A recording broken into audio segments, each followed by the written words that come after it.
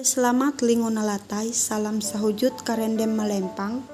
Om Swastiastu, perkenalkan nama saya Sela, NIM 190064,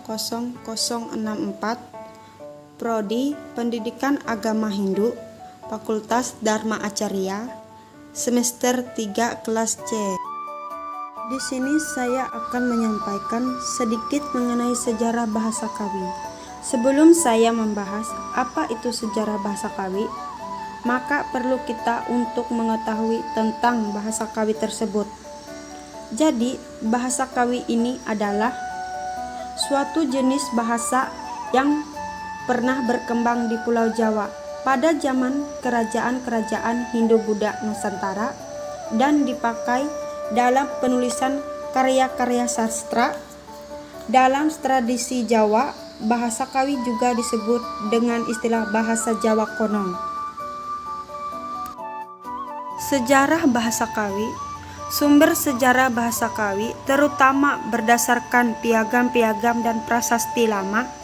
Sumber tertulis yang paling tua mengenai bahasa Kawi atau disebut juga bahasa Jawa Kuno ditemukan di Sukabumi, sehingga disebut prasasti Sukabumi. Pada prasasti itu terdapat penanggalan sebagai berikut. Tahun 726 Saka, bulan Caitra, hari ke-11 Parutrang, Hariang, Wage, Sanicara. Profesor Dr. P.G.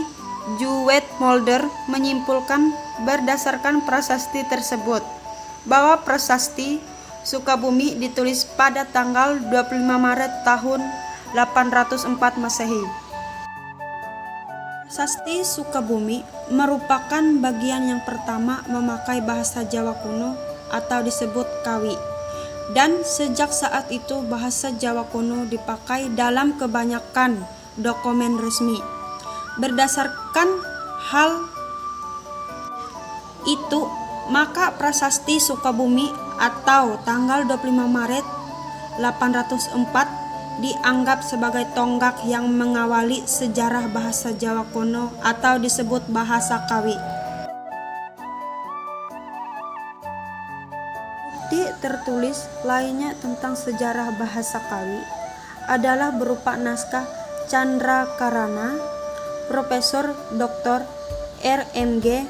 Puerbadjaraka dalam bukunya Kepustakaan Jawa menyimpulkan bahwa naskah yang tertua adalah Candrakarana. Naskah ini berisi pengetahuan tentang bagaimana membuat kakawin atau syair Jawa kuno dan daftar kata-kata Kawi, kamus Kawi. Naskah ini disebut naskah tertua karena di dalamnya disebut seorang raja keturunan Sailendra yang mendirikan Candi Kelasa tahun 700 Saka atau tahun 778 Masehi. Profesor Dr. R.M.G. Puerbadjaraka mengelompokkan sastra Kawi berdasarkan gaya bahasa, tahun penulisan dan nama raja yang disebut-sebut menjadi 3 bagian, yaitu yang pertama, naskah Jawa kuno yang tergolong tua abad ke-9 sampai ke-11. Naskah ini terdiri dari prosa dan puisi. Yang kedua, kitab-kitab Jawa kuno yang berkembang abad ke-11 sampai ke-13. Yang ketiga, kitab-kitab Jawa kuno yang tergolong baru abad ke-14 sampai runtuhnya Majapahit.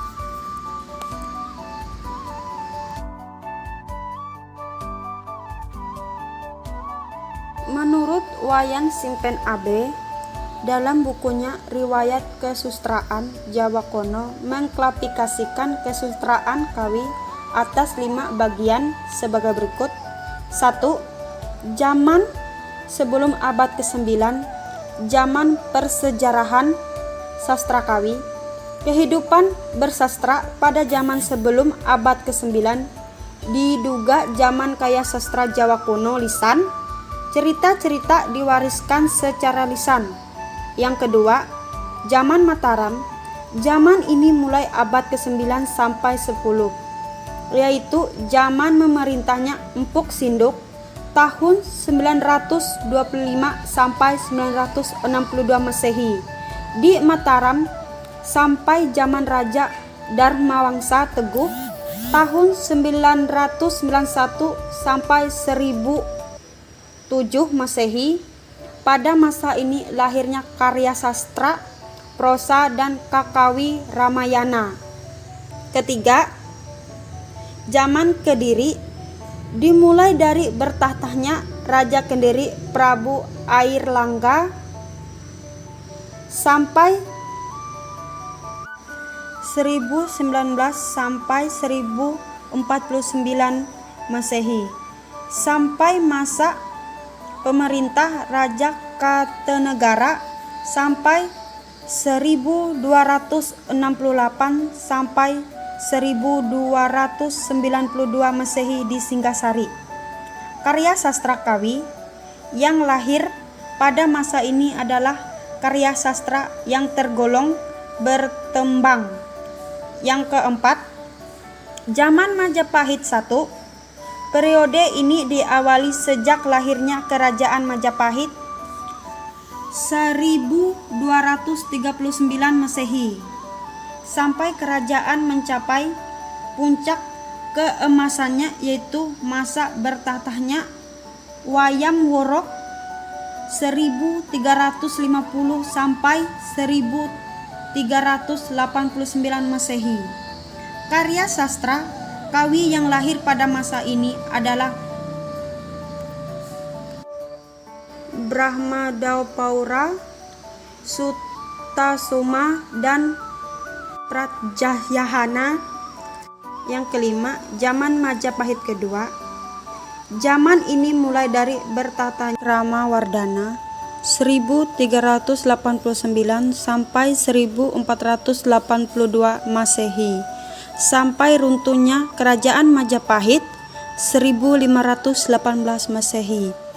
Karya-karya yang lahir pada periode ini antara lain Kakawin, Nityostra, Nirtha Prakerta. Maunya Hari Uraya. Pada zaman peralihan abad ke-16 disebut-sebut seorang bujangga Keraton Majapahit yang gemar mengembara di pesisir pantai dan di gunung-gunung. Pada tahun 1489 Masehi beliau pindah ke Bali. Bekas-bekas pesanggerahan beliau kini menjadi tempat suci atau pura di Bali, yaitu Pura Purancak, Rambut Siwi, Tanah Lot, Peti Tenggek, Ulawatu, Nusa Dua, Sekenan, Mas Ceti, Air Jeruk, Batu Kelotok. Di tempat-tempat ini beliau menikmati keindahan dan menciptakan karya sastra.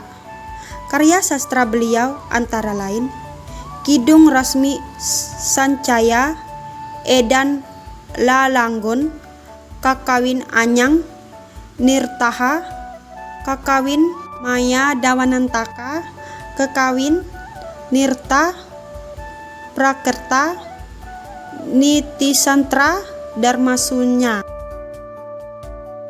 Setelah runtuhnya Kerajaan Majapahit, kesusastraan Kawi berkembang di Bali, yaitu pada zaman Kerajaan Gelgel dengan rajanya yang bertata. Pada saat itu Raja Watu Renggung di Bali. Sastra Kawi mendapat tempat istimewa di kalangan penciptaan sastra. Sekian penyampaian dari saya tentang sejarah bahasa Kawi. Apabila banyak kekurangan dalam penyampaian ini, saya mohon maaf. Dan saya akhiri dengan Paramasanti. Om Santi Santi Santi Om Sahe.